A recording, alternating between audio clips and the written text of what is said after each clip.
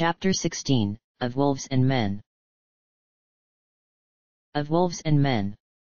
Back within the village boundaries, life, it seemed, was carrying on as usual, a strange contrast to the carnage they had just experienced. Jahara cast an eye over the pastoral scene. Harmless though it seemed, she still felt uncomfortable. The people here watched them with an all too guarded eye. She shook herself, trying to allay this unease as she turned back to the group gathered behind her. The child was crying again, his grizzling doing nothing to ease her nerves, and she could see the tension in the others too, the group shifting impatiently, ready for some rest, as Fritha paced slowly back and forth before the break, keeping up a near constant murmur at his ear in an effort to soothe him. "Can't you distract it or something?" snapped Imoen, uncharacteristically irritable ever since Dratiel's concoction had finally worn off an hour ago. "No, he's tired or hungry, I'm not sure," Fritha sighed, clearly struggling to keep her patience with them both as she rocked the child, now trying to tempt him with a crooked finger she had dipped in honey. "Hush, there now, it's okay." The boy quietened slightly as he finally accepted, sucking on her sweetened finger, for the moment mollified, and Jahara turned her attention back to the group. "We can make camp on the beach near to where we came ashore. The ground there was high enough and the dunes will provide shelter." "And what of?" Dinah questioned with a glance to the child. "I'm taking him back to his mother," Fritha announced, her tone just daring anyone to question her. No one did. "Here," she continued, hefting the infant onto her hip and holding out a hand, "give me that cloak and I'll kill 2 birds with 1 stone." It was a testament to Imoen's tiredness that no comment was made at this, and Jahara handed it over, watching the girl walk down into the east of the village before rallying her own charges to lead them southwestwards back to the dunes.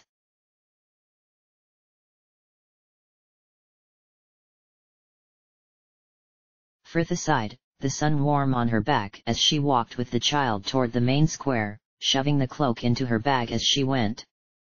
The square lay empty though, bright and dry in the afternoon, and it was in an effort to find some shade and consider her next move that she found her mark. She crossed the square in a few strides, slipping into the shadow of the furthest building when she saw her.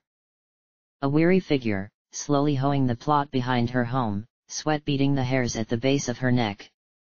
Fritha felt her heart swell and drew a deep breath. Merrily." The woman straightened slowly but did not turn, and Fritha could see her shoulders trembling.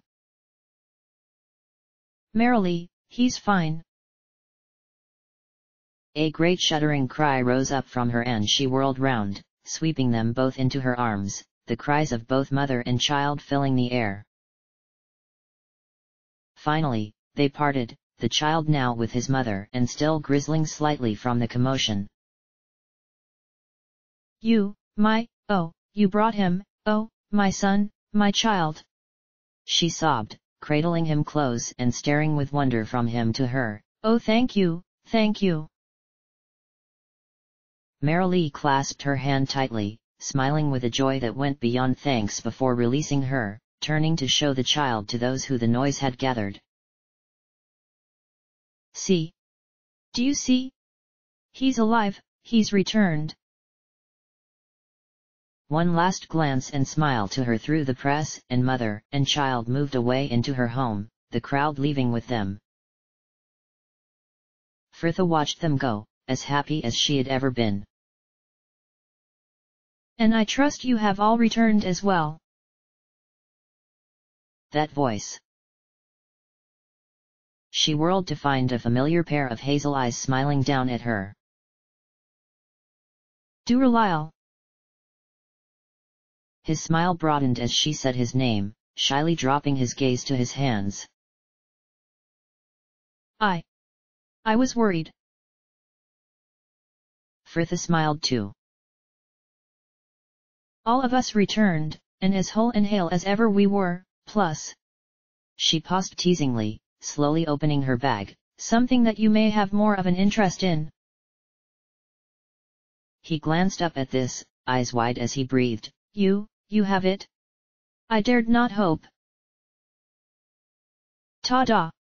She laughed, sweeping the cloak out with a flourish and handing it to him. A little muddy from its trip, but none the worse for wear. He grinned broadly at her, before it faltered slightly and he dropped his gaze to the cloak he now held. I am grateful beyond measure but sad as well, that I have nothing to give you. Well, thanks tends to be the going rate for what we do, she continued, for some reason unable to stop smiling, and you've already given that. But, since you're the historian here, you could tell me a little of you and yours if you want. He glanced up sharply, a slow smile spreading across his face. You wish to hear of the histories? I am flattered. There are few in the village that take an interest. Well, I trained as a bard so. She stopped at his puzzled look. Sorry, I do not know this word. You don't?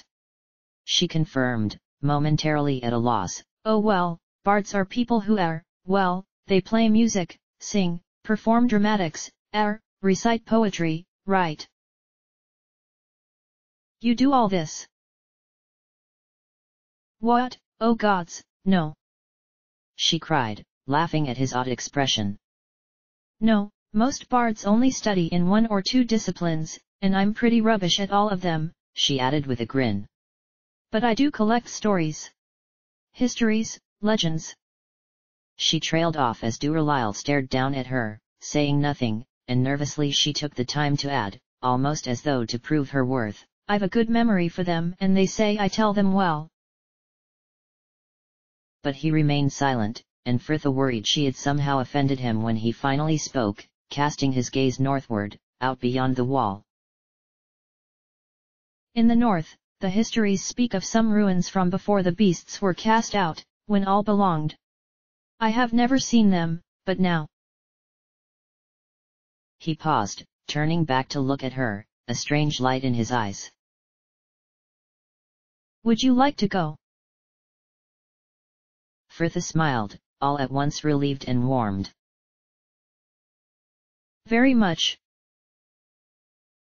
A quick detour to restore the cloak to its rightful place in the village center and Duralile led the way through the opening in the wall, skirting westwards along the boundary before breaking off to head north through the forests, both of them keeping an eye out for any of the remaining werewolves. But they saw no one as they walked side by side beneath the shade of the trees, Fritha delighting in the breeze, the bird song, and his company, her breathlessness having nothing to do with the pace he had set, though she might have liked to pretend otherwise. And all the while they talked, Duralile pressing her for details of the shipwreck that had brought his people to the island so long ago, her showing him the journals she had found before their conversation moved on to more personal subjects. I was born here 20 winters ago, Duralile began, in answer to her inquiries of his family, though my father was already dead by then, a victim of the beasts, and sickness claimed my mother before I reached my 2nd year.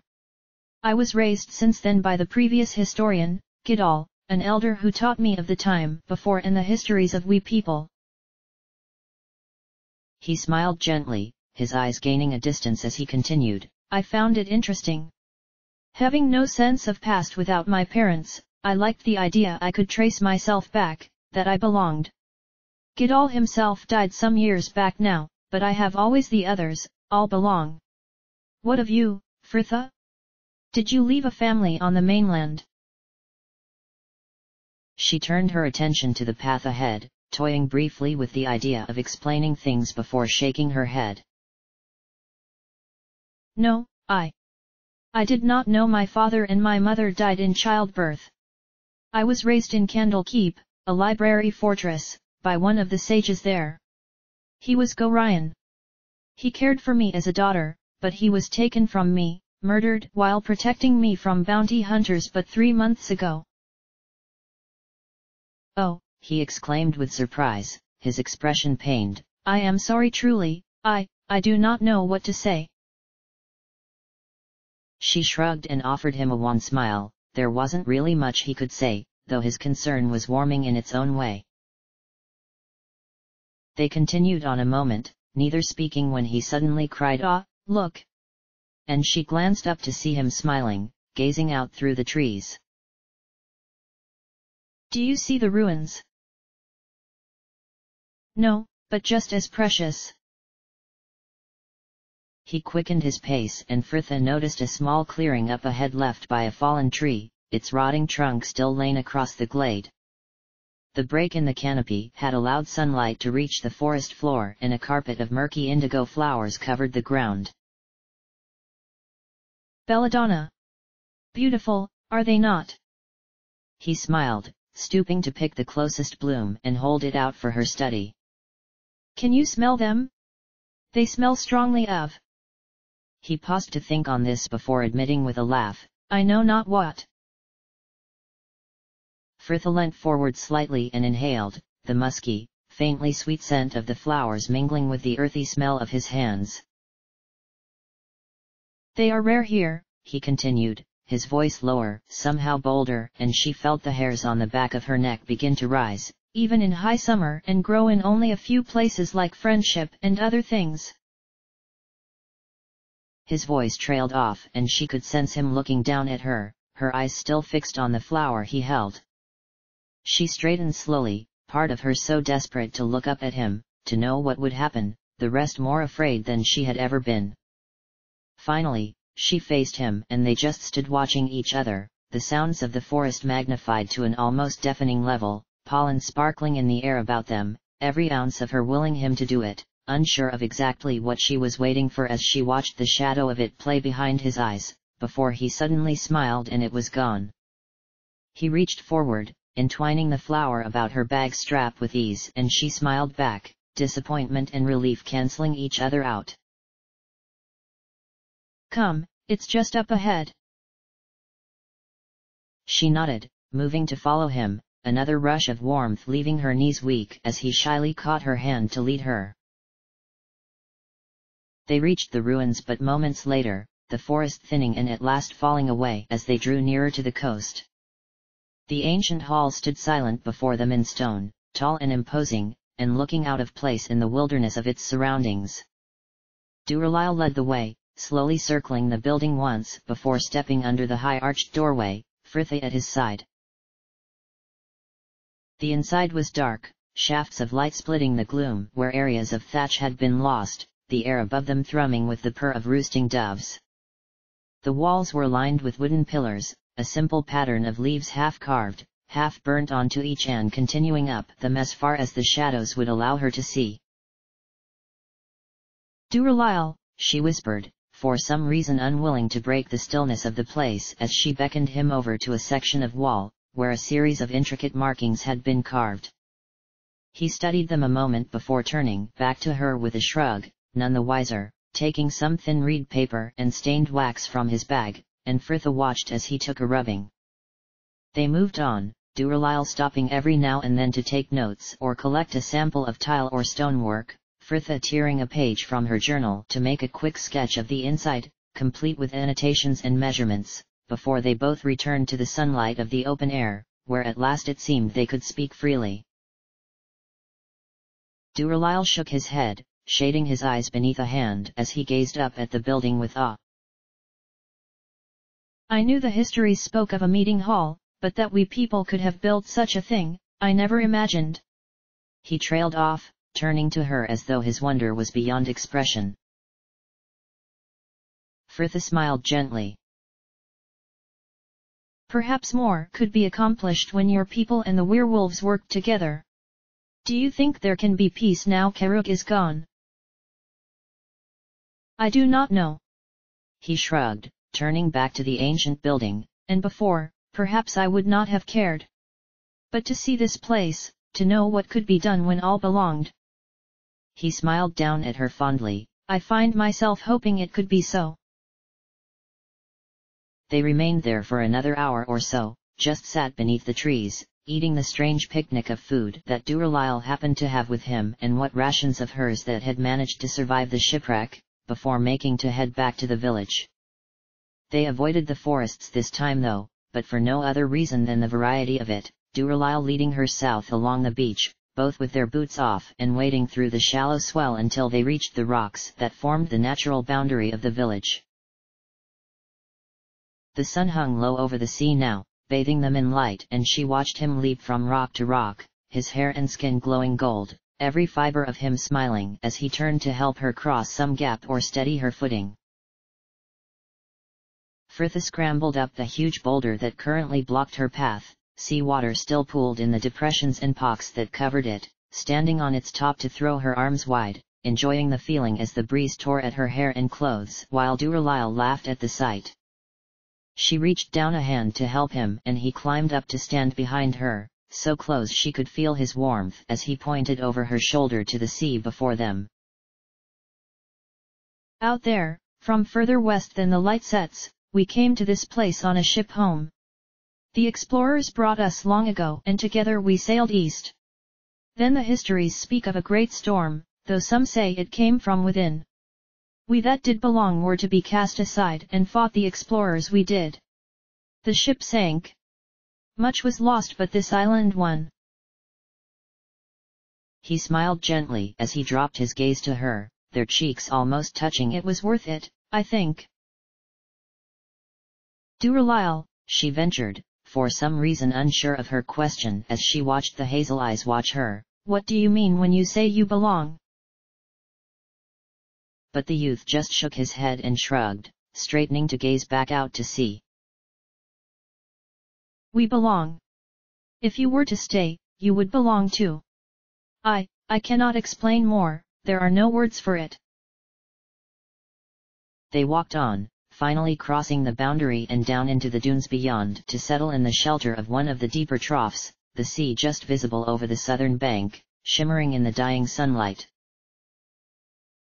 It's beautiful here, Frithia sighed, leaning back on the sand behind, her gaze falling on Duralile who nodded, smiling gently.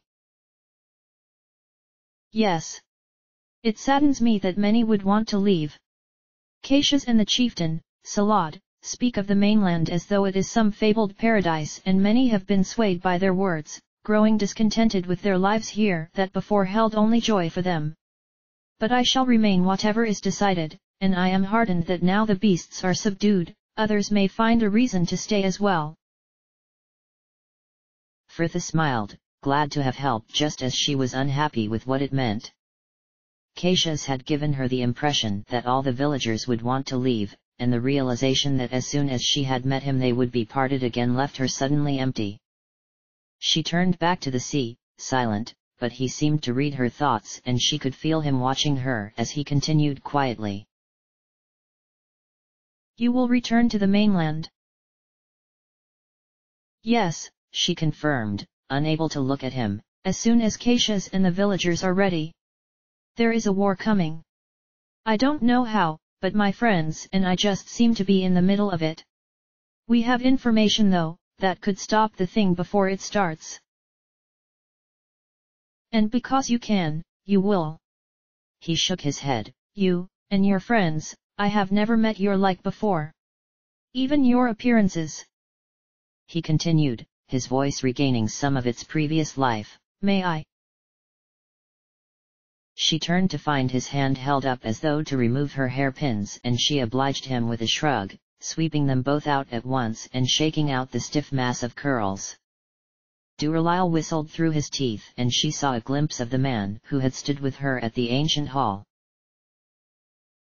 I had heard that Karug's maid had black hair, but yours. I have never seen anything quite as vivid in my life. Do others on the mainland have similar? This color? Yes. This messy? Thankfully no. She laughed, a touch embarrassed by the state of it as she examined a frosted curl with amused regret. It's not normally quite this untidy though, I don't think the salt water agreed with it. He grinned, taking up a thicker ringlet and straightening it in his fingers, delighting in the way it sprang back once released. I like it. She smiled and shrugged. I'll have to get Imoen to help me brush it out, though it really needs a wash, to be honest. Do you have a comb with you?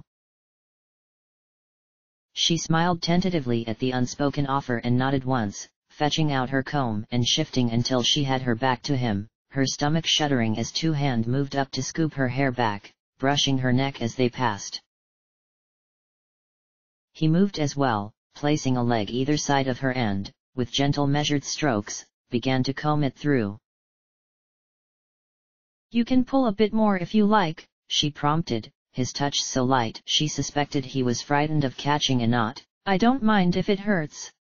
You'll be there all day otherwise. But she did not need to see his face to hear the smile in his voice.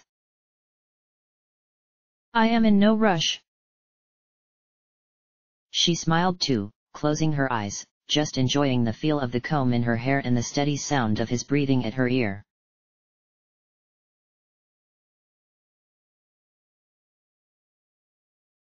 Jahara laid still, watching stars flicker as high clouds drifted overhead, grey against the indigo sky.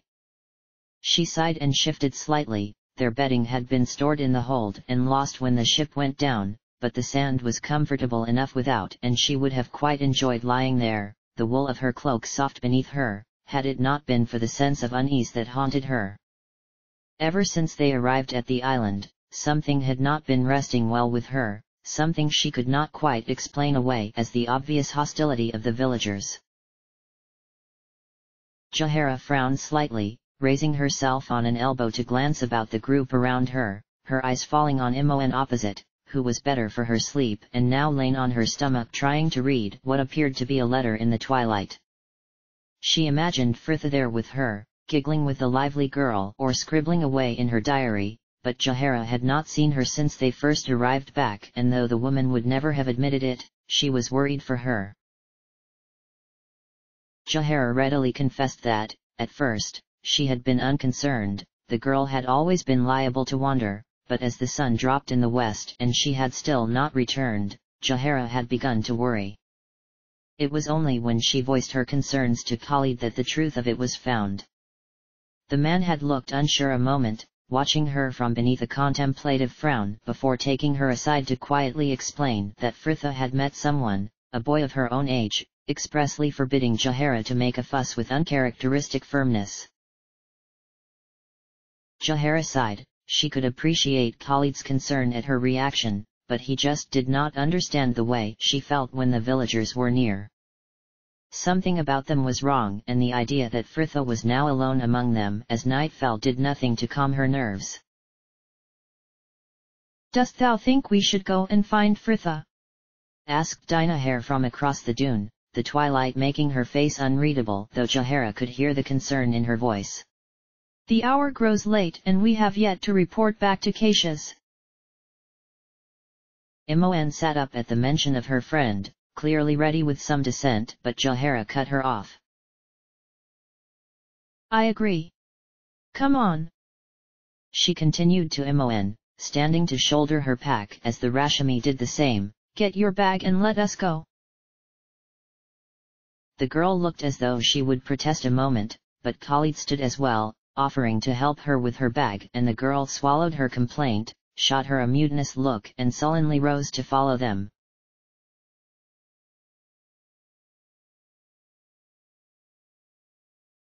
Fritha sighed gently. Someone far off was calling her name and she twisted, trying to bury herself from it, soft laughter filling the air as her pillow trembled. Fritha! Finally, she willed herself awake, lifting her head slightly and looking up into a pair of warm hazel eyes. Duralile. Indeed. He smiled, brushing some stray hair from her face. She looked past him to see a hazy crescent moon hung low in the violet sky, the sea quicksilver under its glow. That didn't seem right. It's night. Fritha, he repeated, smiling at her confusion. You fell asleep. She glanced down at what had been serving as her makeshift pillow and felt her stomach twist painfully, a blush slowly creeping into her cheeks. "Sorry about that," she mumbled, pulling her head back from his outstretched arm and quickly sitting up. "Why didn't you wake me?" Duralil just shrugged, still laid down with his head propped up on his crooked arm and an amused smile pulling at his mouth. "You would still be sleeping now, if it were not for them." "Who?" she questioned, scanning about her. "Your friends, they must need you." The night was dark. The moon bathing the surrounding dunes in a soft grey light, but a few paces out and the darkness curtained off the world, the only sounds the rustle of the breeze through the dune grass and the distant roar of the sea. Frithia turned back to him, puzzled. "How do you know?"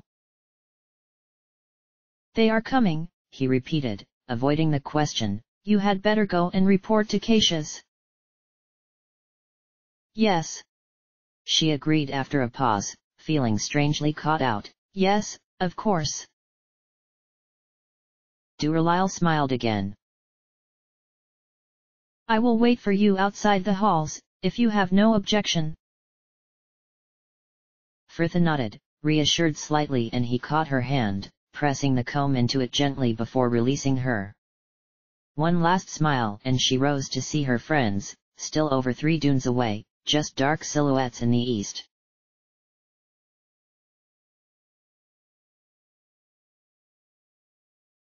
Frithia sighed, ambling along as best she could over the shifting sand as she moved towards them, a strange unrest within her.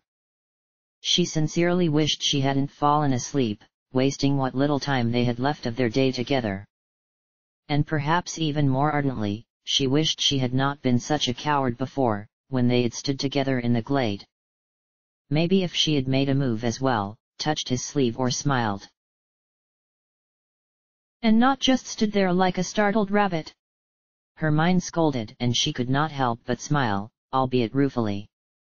Surely anything would have been better than the unbearable curiosity that burned within her now. She reached the crest of a dune, pausing to watch as the shadow of her friends gathered at its foot. They must have noticed she didn't return that afternoon. Had they been worried? Would Imoen have told them? Embarrassment instantly welled within her at the thought, only to be fought down as soon as it surfaced. Imoen could be a bit self-focused sometimes, but she wouldn't do that. Besides, she had done nothing to be ashamed of, and she wasn't going to spend the last couple of days she had with Duralil skulking about all embarrassed. Her decision made, Frithia was suddenly flying down the dune to meet them, an assortment of excuses still whirling in her mind. But they merely greeted her without comment, none of them the slightest bit interested in where she had been, barring, of course, Imoen. "So what have you been up to?" she began once they had regrouped and were walking back to the village, the nonchalance of her tone belied by the knowing look she was giving her. "You never came back to camp." "I went for a walk," Frithia answered promptly, glad for the darkness as she felt her face color, saying she wasn't going to be embarrassed and actually not being embarrassed, worlds apart it seemed. "A walk? For all this time?" Imoen grinned broadly. "I know you were with Lily." Frithia gave a mild shrug. "And what if I was?" Oh, what did you do?"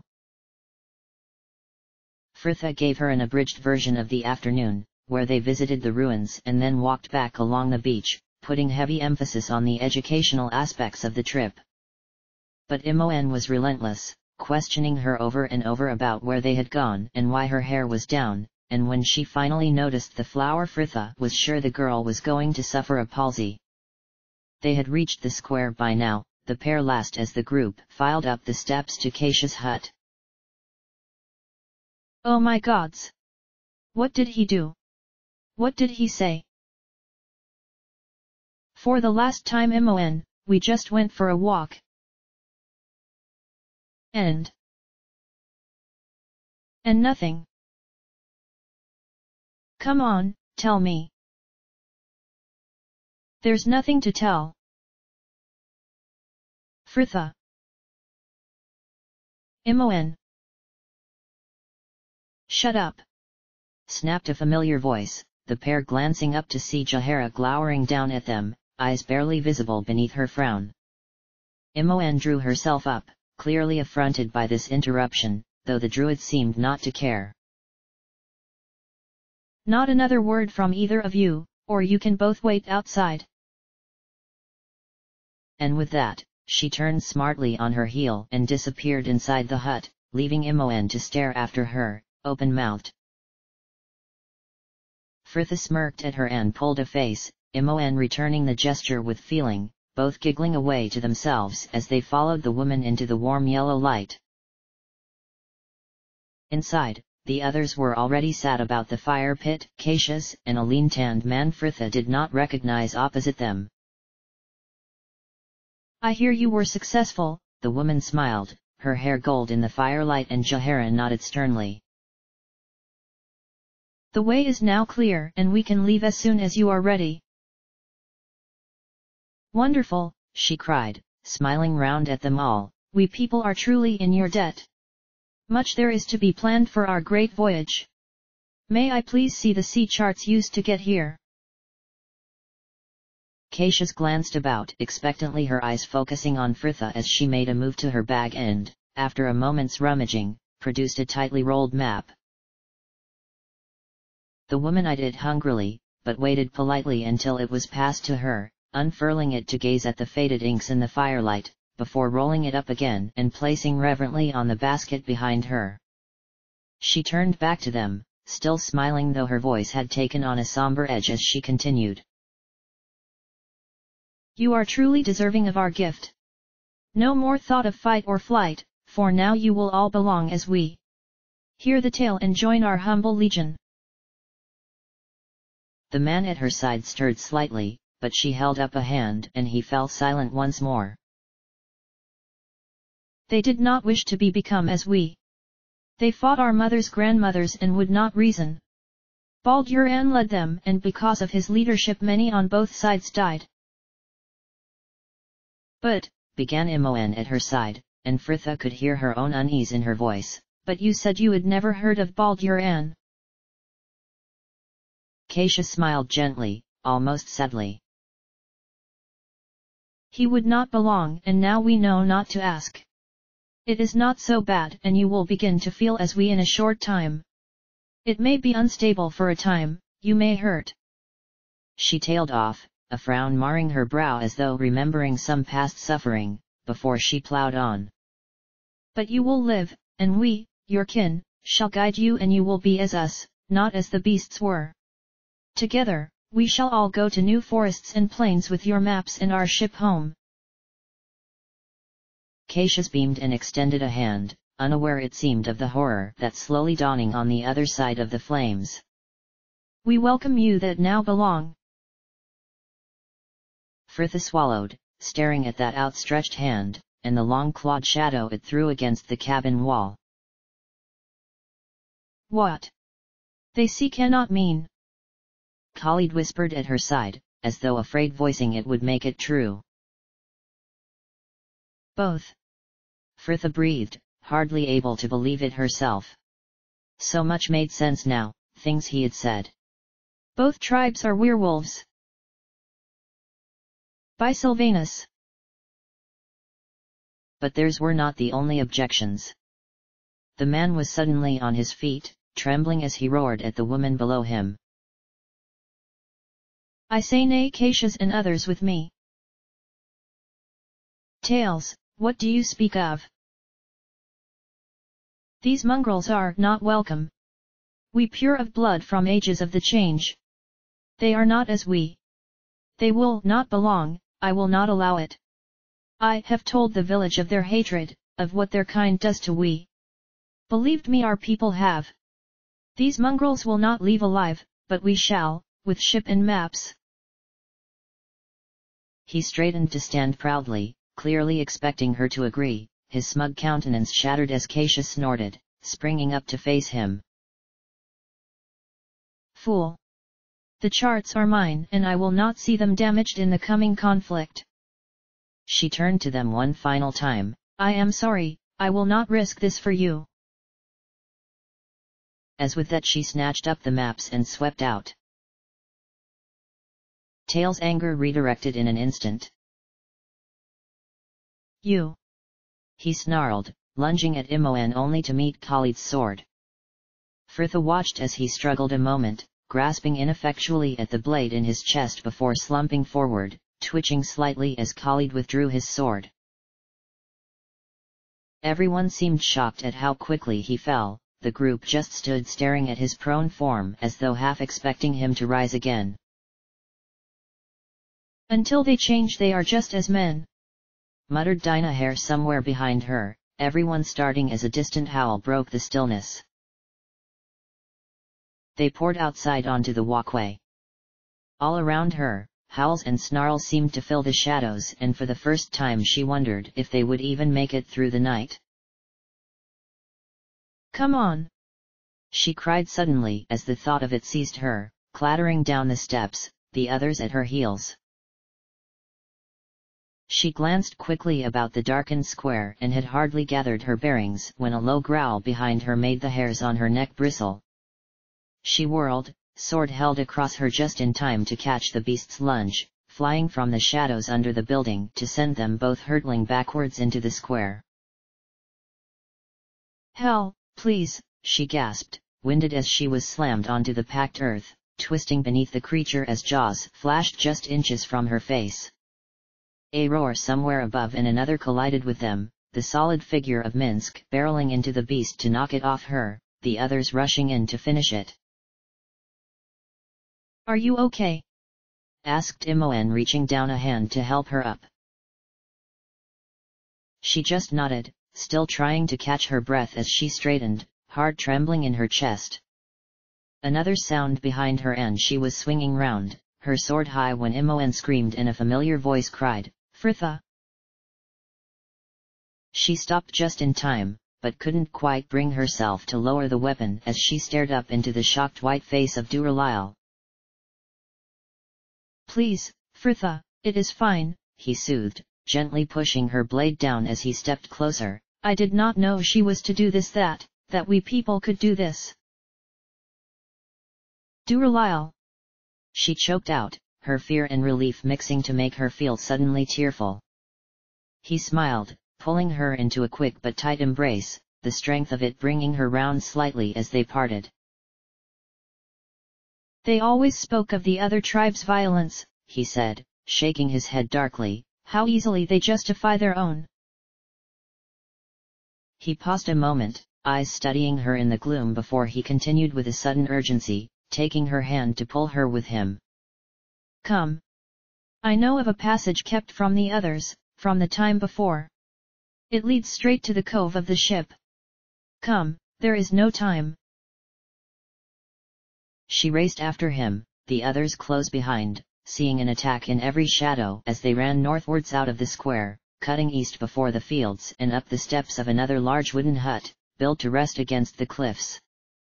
Inside, it was laid out similar to Keisha's hut, though no one appeared to live there, rough chests and baskets lining the walls while rush matting covered the floor.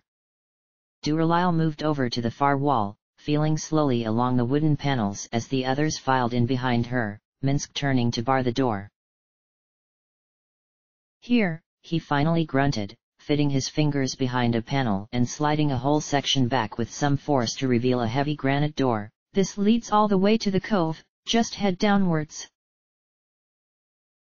He twisted a nearby torch bracket and the stone slid aside, smoothly mechanical, opening to a dim rock passageway. The rest of them were already through and herself half turned to go when he caught her sleeve. Frithha spun back to face him, the sound of movement outside panicking her. Come on. We don't. She stopped dead. One look at his face and it was as though an icy fist had closed around her stomach. He reached a hand down to brush a few stray hairs from her face, smiling gently. I would I could have met you sooner. Duralil.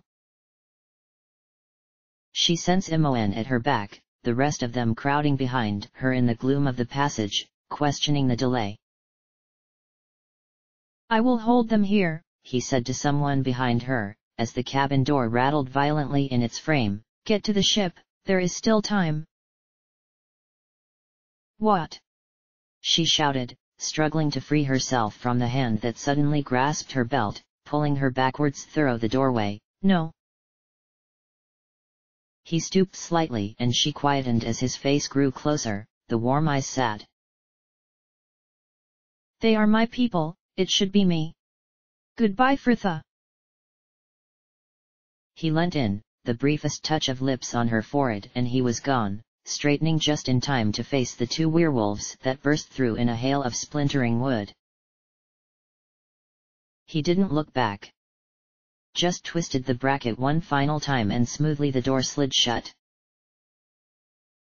Fritha stood, not moving, not speaking.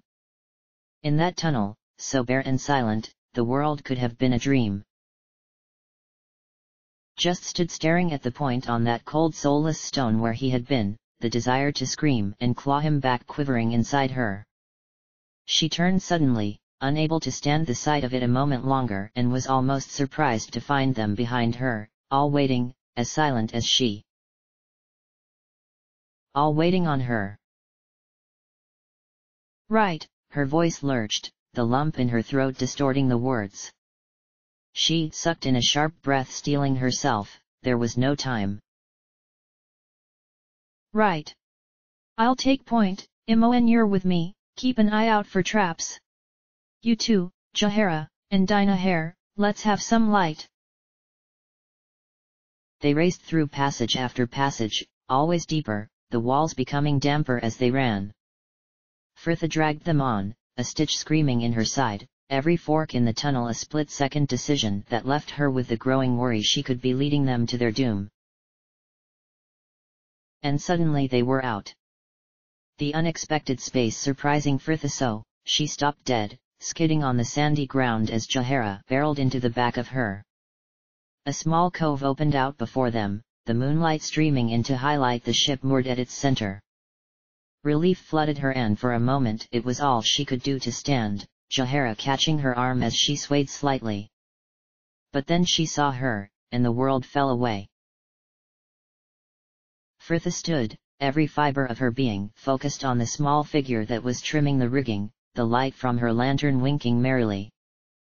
A great swell of rage roared within her as she watched the architect of all this horror calmly preparing the ship for launch, and before she could even think, she had shaken off Jahara's hand and was stalking towards the gangplank, heart thudding in time to her footsteps. Her feet made no sound on the smooth wood of the deck, and it wasn't until she was right behind Keisha's that the woman noticed and, startled, spun to face her. "Wah!" Slap. The woman stumbled backwards into the mast, a hand gingerly clasped to the livid marks now on her cheek. "Why? Why?" Fritha demanded, shaking and flushed. "Half the island is dead. And for what? We only wanted to leave."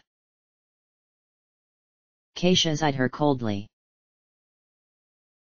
"We all do as we must. I for mine and you for yours. Here, though you may be, but alone. And stop me, you will not." "She is not alone."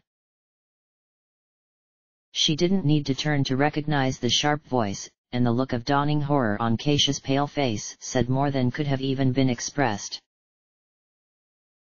"You can never belong," the woman snarled with sudden defiance. "You must die." She went to lunge at her, a hand already clawed and ready. But Fritha did not flinch, did not even move, the arrow that whistled past her so close it stirred the curls at her ear. Keisha's eyes went wide, an awful rasping breath leaving her as she stumbled forward, the arrow straight through her throat, before she sank to her knees and finally died. "Fritha!" stuttered a voice behind her, and she glanced back to see Khalid hurrying towards her, bow in hand, looking quickly from her to the woman. "Child!" She made no answer though, returning her gaze to the lifeless body, memorizing the way her face looked as the bruise darkened on her cheek. Are you okay? Imoen asked in a small voice, stepping up beside her looking as pale as Khalid. Firtha shrugged, pushing her hair out of her eyes and finding her cheek wet. It took her a moment to realize she had been crying. She turned from the girl, unable to stand the concern in her eyes a moment longer, and reached down to cast off. On waters as still as her heart, they set sail. At first, there was numbness, summoned from whatever depths even she kept disciplined. The wind was against them and all hands were needed on that tiny vessel, the hours of mindless tacking blending into one. But at last, a stiff westerly picked up, driving them steadily eastwards, and after that, gods. Sorrow. Sorrow without measure, and all the curses and prayers in the world could not bring him back. End of chapter.